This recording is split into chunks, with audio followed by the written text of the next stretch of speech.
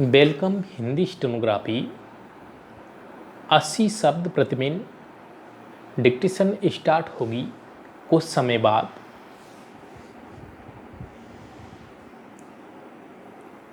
Start. महोदय, शासकीय प्रोत्साहन के कारण सोयाबीन खरीफ की एक प्रमुख फसल बन चुकी है। पिछले 25 वर्षों से सोयाबीन कृषि के अंतर्गत इसका क्षेत्र विस्तार सन 1970-71 के 0.3 हेक्टेयर की तुलना में वर्ष 1995-96 में 48.50 लाख हेक्टेयर से बढ़ चुका है और सन 2000 तक इसका फैलाव 73 लाख हेक्टेयर तक करने के भरपूर शासकीय प्रयास हो रहे हैं। हमारे देश में कृषि भूमि का विस्तार तो हो नहीं सकता, ऐसे में परंपरागत रूप से उगाई जा रही फसलों का ही स्थान सोयाबीन ले रही है। ज्वार, मक्का जैसी फसलों के निरंतर घटते क्षेत्रफल के कारण सोयाबीन की खेती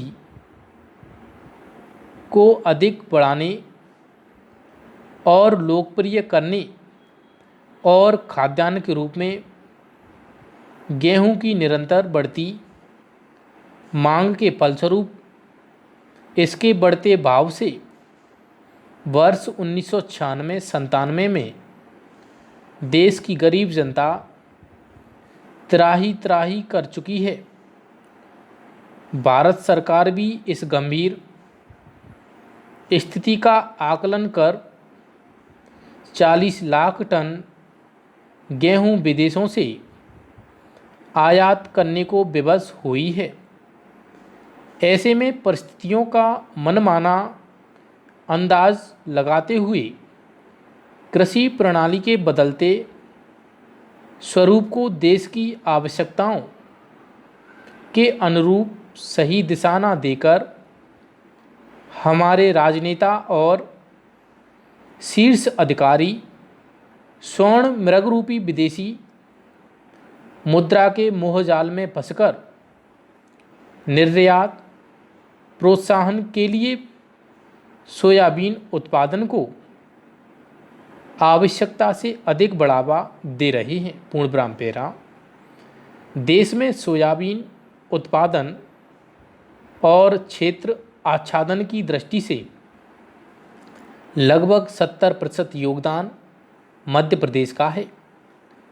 मालवा, मध्य भारत, महाकौशल से ज्वार, मक्का जैसी परंपरागत फसलें सिमट गई हैं और अब धान उत्पादन छत्तीसगढ़ की बारी है, जहां प्रदेश शासन 1 लाख हेक्टेयर में सोयाबीन के फैलाव की योजना बना रहा है। आदिवासी और ग्रामीण अंचलों में चाहे ग्रामीण जन और कृषि मजदूर भूख से तरसें, लेकिन प्रदेश के कृषि विभाग का एक सूत्रीय कार्यक्रम है सोयाबीन की खेती का अधिक से अधिक विस्तार। कृषि प्रणाली के इस बदलाव के कारण परंपरागत फसलों की तुलना में इससे चाहे चारा भूसा कम मिले, पशुधन भूख से बिलबिलाता रहे, सोयाबीन का मानव खाद्य के रूप में प्रचलन भले ही ना हो, सोया खली का प्रदेश में पशु खाद्य के रूप में न्यूनतम उपयोग हो, लेकिन विदेशी मुद्रा के लाभ में सोयाबीन का फैलाव जरूरी है।